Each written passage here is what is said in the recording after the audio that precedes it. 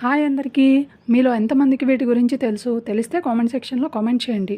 And తెలిసినట్లయితే ఇన్ని రకాలు కూడా ఉంటాయా అని తెలుసా అనేది కూడా కామెంట్ చేయండి. అండ్ ఇక్కడైతే డిఫరెంట్ పాన్స్, సోమ్స్ ఇలాంటి స్వీట్స్ అన్నీ కూడా ఉన్నాయి. సో వీటి నేమ్స్ తెలుసో లేదో ఒకసారి కామెంట్ అయితే చేయండి.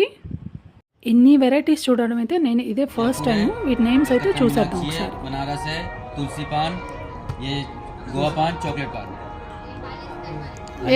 साल्ट आमला, हनी आमला रहता है, हनी आमला, साल्ट आमला, स्पाइसी आमला, जीरा आमला, लेमन आमला, जिंजर आमला, केसर आमला,